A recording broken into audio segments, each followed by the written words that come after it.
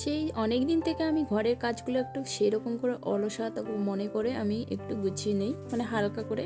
কিন্তু আজকে ভাবলাম যে না, একটু শরীরটা ভালো লাগতেছে, তার জন্য ভাবলাম যে সুন্দর করে বিছনার চাদর পারবো, একদম ঘর দোর সব পরিষ্কার করে সুন্দর করে রান্না বান্না করবো চান করে। তো সেটাই ভেবে আমি পুরো একদম সকাল, বেশি সকাল না তো প্রায় 11টা, সাড়ে 11টার মতো বাজে। তো মানে একটু রেস্ট টেস্ট নিয়ে খাওয়া দাওয়া করে কমপ্লিট করে এই যে লেগে পড়লাম ঘরের কাজে।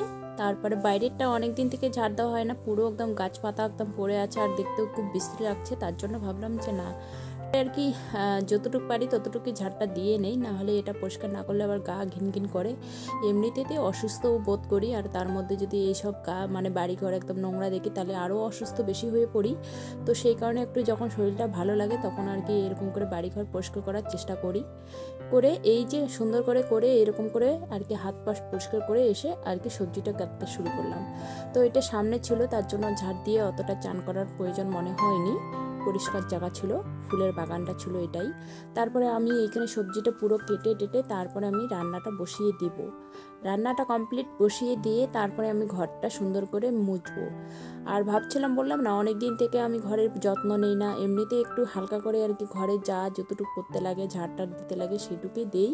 পুরো ঘরটা ক্লিন করার মতো কোনো সময় পারি না, আর ভালো লাগে না সবসময়ের জন্য, একটু অলসতা আর যেন মানে ঘুম ঘুম ভাব ধরে। তো সেই কারণে আমি কিন্তু কাজগুলো করি না। তারপরে সবজি টবজি সব কিছু রেডি করে নিয়ে ভাতটা আগে বসিয়ে দিলাম। এখানে ডাল রান্না করব, ডাল খাবো আজকে, একটু খাইতে ইচ্ছে করছে যেহেতু সবজি টবজি। কিন্তু কি বলতো, এই যে দেখতেছো না খুব সুন্দর করে আয়োজন করে রান্না বান্না করতেছি নিজের জন্যও কিছুটা, কিন্তু এটা আমার ভেস্তে যাবে। কারণ কেন, আমি খাওয়ার টাইমে আমি একটুকু কিছু খেতে পারবো না, এটা আমার হবেই। তো অনেক সময় ভাবি কি যে সুন্দর করে হয়তো রান্না বান্না করলে আমি খেতে পারবো, আমার জন্য যেটা যেটা খেতে ইচ্ছে করে সেটা সেটা নাকি খেতে হয়, তার জন্য আমি সেটাই কিন্তু রান্না করে খাওয়ার চেষ্টা করি, কিন্তু একটুকু কিন্তু মুখে নিতে পারি না। তারপরে এই যে ভাত আর ডালটা বসিয়ে দিয়ে ওই দিকে হতে থাক আর আমি এদিকে ঘরটা সুন্দর করে মানে মুছে নেই আর কি। না হলে কি বললাম না, একদম ঘরটা নোংরা হয়ে আছে আর হাঁটতেও ইচ্ছে করে না, খুব খারাপ লাগে। তো সেই কারণে ভাবলাম যে না, ঘরটা আজকে সুন্দর করে ঘর কয়টায় আমি মুছে নেবো, যতটাই কষ্ট হোক না কেন। কারণ অনেক দিন থেকে আর কি 3-4 দিন থেকে ঘরটার কিছু মুছি না, সেরকম করে ঝাড় দিই শুধু খালি। তো সেই কারণে একটু রিস্ক নিয়ে একটু করার চেষ্টা করলাম। প্রেগনেন্টি অবস্থায় একটু কাজ টাজ করলে নাকি হালকা শরীর থাকে, ভালোও থাকে। যদি খুব অসুস্থ মনে হয় তাহলে একটু শুয়ে থাকতে লাগে আর একটু রেস্ট নিতে লাগে। তো আমি একটু ভালোই অসুস্থ, কারণ খাওয়া দাওয়া যদি একটু না থাকে তাহলে অবস্থা শরীরে কি হয় বলো, আর ফল খেয়ে কতটুকু বা টাইম থাকবে তোমরা। তো সেই কারণে আমার শরীর এতটাই খারাপ লাগে, তবুও আমি না, আমার জেদে আমি কাজগুলো কমপ্লিট করবই। এই যে কতগুলো বিছনার চাদর টাদর উঠায় রাখছি, 3টা বিছনার চাদর ছিল, তো সেই চাদরগুলো ধুবো পরে আর কি, থাক এগুলো আর কি জমা, তারপরে আগে ঘরটা পরিষ্কার করে নেই, তারপরে যদি সময় থাকে তবে নাকি আমি কাপড়গুলো কাচবো, আর যদি সময় না থাকে তাহলে পরের দিনে কেচে নেব। তো এই যে ঘর সুন্দর করে একদম কটা ঘর আমার মোছা হয়ে গেল। তো এখন আমি যাব পুরো একদম ভাতটা দেখে আমি বেসিনটা পরিষ্কার করে নেব। বেসিনটা সেই কবে থেকে পরিষ্কার করি না, শুধু খালি জল দিয়ে ধুয়ে রেখে দেই, আর এখানে দাগ দাগ কিছুটা হয়, তো সেই কারণে আমার পরিষ্কার করা হয় না। তো ভাবলাম আজকে যদি ঘরটার সব কিছু মুছে নিচ্ছি, রান্নাঘরটাও মুছবো, তো সেই কারণে বেসিনটা এরকম করে জল দিয়ে সুন্দর করে আগে আমি একটু পরিষ্কার করে নিয়ে তারপর না হয় রান্নাঘরটা সুন্দর করে মুছে নেব, রান্নাটা হয়ে যাক। তো এই কারণে আমি এই বেসিনটা পরিষ্কার করে নিলাম। আর এই যে দেওয়ালের মধ্যে এই যে থালা বাসন মাজলে আর কি ছিটকে পড়ে, সেগুলোর একটা দাগ থাকে, তো সেই কারণে সুন্দর করে সব কিছু সুন্দর করে মুছে নিচ্ছি আমি।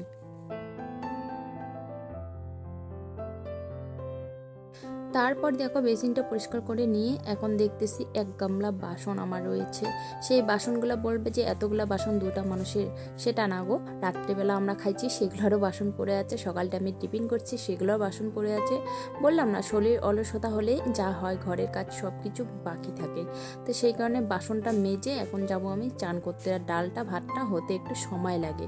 তো সেই কারণে আমি ঝটপট কাজগুলো করে নিলাম, এখন চানটা করে আমি বাকি রান্নাটা কমপ্লিট করব, ঠাকুর পূজাটাও করে নেব। তো এখন আমার চান হয়ে গেল, আর কাপড়ও অনেকগুলো বাথরুমে ছিল, তো কিছু কিছু কাপড় আর কি ধুইনি, আর কিছুটা আর কি ভিজিয়ে রাখছিলাম আগে, তো সেগুলো আর কি বরের জামা, আমার জামা, ছেলের জামা ছিল, সেগুলো আর কি ধুয়ে নিলাম। এগুলো বাকি আর কি ছিল। কী করবো, একা সংসার যেহেতু আমার সব কিছু নিজের হাতে একটু করতে লাগবে গুছিয়ে গুছিয়ে, আর ওরা তো একটুকু সময় পাবে না, আর আমাকেও সময় সেটা কাজ টাজ করে দিবে না।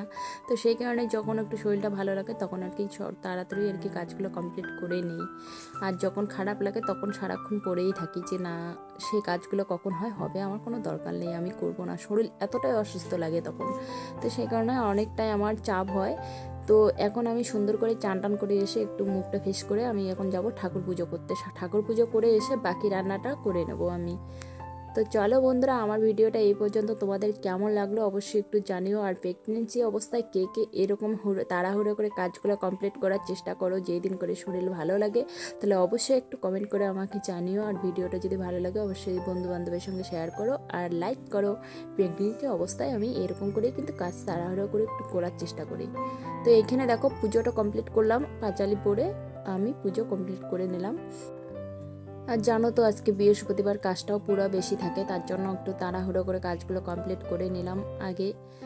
এখন পুজোটা কমপ্লিট করে গিয়ে রান্নাঘরে পুরো রান্নাটা একদম সুন্দর করে মন দিয়ে করে নেব।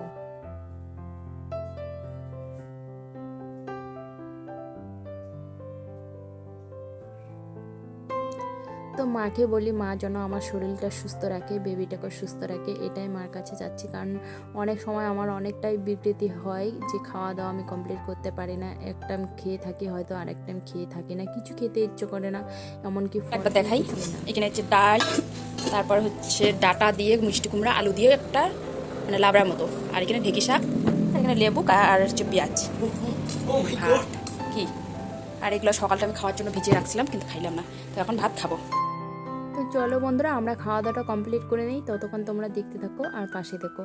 আর এখানে বললাম না আমি রান্নাটা করেছি সুন্দর করে, শুনো আমি কিন্তু খেতে পারবো না, আমি এখানে শুধু মানে ভাত নিলাম আর একটু ঢেঁকি শাকের ভাজি নিয়েছি, মানে পুরো সবজি আমি একদম খেতে পারিনি, এতটা অসুস্থ বিরক্ত লাগছে। তো বন্ধুরা খেয়ে দিয়ে চলে আসলাম রাত্রের দিকে, একটু টিফিন, রাত্রে কি এখন 6টা 6:30টার মতো বাজে, এখন আমি একটু হালকা টিফিন বানিয়ে নেব, খেতে ইচ্ছে যেহেতু করছে, তো দেখি বানিয়ে নেব, খেতে পারি কিনা, কিন্তু ছেলে যেহেতু আছে ওর সাথে খেয়ে নেব। তো এই যে এখানে আমরা তো ভাবলাম আমি একটু পাস্তা বলে সরি চাউমিন বানিয়ে নেব। তো চাউমিনটা এইদিকে আমি ভাবলাম যে একটু টুকটাক করে করে নেই, চাউমিনটা আগেই সিদ্ধ করে রেখেছিলাম, এখন এই যে বিস্কিটটা ডুবিয়ে নিয়ে তারপরে আমি চাউমিনটা বসিয়ে দেব। তো চাউমিনটা আমি সাধারণভাবে বানাবো, সেই রকমভাবে একদম কোনো রকম মশলা বেশি দিব না, আর আমার ঘরে বেশি মশলাপাতিও নেই, তো তার জন্য আমি সাধারণভাবে মশলাপাতি না দিয়ে আর কি সিম্পলভাবে বানিয়ে খাবো, যতটুকু খেতে পাই ততটুকু। আগে দিলাম কাঁচা লঙ্কা আর পেঁয়াজ কুচি দিয়ে একটু হালকা হালকা ভেজে নিয়ে তারপরে আমি এখানে চাউমিনটা অ্যাড করব। আর চাউমিনটা সিদ্ধ করার সময় কিন্তু আমি তেল দিয়ে সিদ্ধ করেছিলাম, তাহলে গায়ে গায়ে লেগে থাকবে না, চাউমিনটা খুব সুন্দর ঝরঝরে হয়ে যাবে। তো এইখানে এই যে তাওয়াতে ভাজতেছি, কড়াইতে আরও বেশি লাগে, আর পুরো একদম পিছনটা একদম মানে কড়াইয়ের একদম নিচটা একদম পুরো লেগে থাকে, তো সেই কারণে আমি এই তাওয়াতে ভাজলাম, তাওয়াতে অতটা লাগে না, এমনিতে একটু গরমের জন্য গায়ে লেগে থাকলো। তো এখন দিলাম লবণ, একটু টেস্ট মতো লবণ দিলাম, দিয়ে এখন দিলাম একটু সয়া সসটা দিলে হয় কি তাড়াতাড়ি আর কি লেগে যায় না, তো সেই কারণে আমি দিয়ে দিলাম আগে একটু। তো এইখানে দিয়ে একটু নাড়াচাড়া করে তারপরে আমি একটু খালি শুধু চাউমিন মশলাটা আমি অ্যাড করব। তো এই যে চাউমিন মশলাটা অ্যাড করে দিলাম, আর কিছু কিন্তু আমি দিব না, অনেকে অনেক রকম সস দেয় কিন্তু আমি এখানে কিছু দিই নেই, শুধু খালি এই চাউমিন মশলাটা দিলাম আর সয়া সসটা দিয়েছি, আর কিছু দিই নেই। আর এটা সুন্দর করে ভাজা করে নিয়ে একদম রেডি আমার চাউমিন, আর উপরে একটু কাঁচা লঙ্কা আর পেঁয়াজ কুচি দিয়ে আর একটা সস দিয়ে আমি সাজিয়ে নিলাম। তো চলো খেয়ে দেখি কীরকম হয়েছে, সিম্পলভাবে রান্না করলাম। তো আমি এখানে নিয়েছি, এক প্লেটে নিয়েছি, ছেলেকে দেবো, আমি 2 চামচ খেয়ে ছেলেকে দিয়ে দেবো, আর আমি বেশি খাবো না, খেতেই পারি না। তো আমি খেলাম, জাস্ট ভালোই হয়েছে, কোনোটা মানে অসুবিধা হয়নি, মশলাপাতি কম থাকা সত্ত্বেও সুন্দর হয়েছে। তো ছেলেকে ডাকলাম যে তুই খেয়ে নে, আমার খেয়ে হয়ে গেছে, তো সুন্দর হয়েছে, টেস্ট হয়েছে। তো এখানে ছেলেও বলছিল খুব সুন্দর টেস্ট হয়েছে। তো বন্ধুরা তোমরা সবাই ভালো থেকো, দেখা হচ্ছে নতুন কোনো ব্লগ।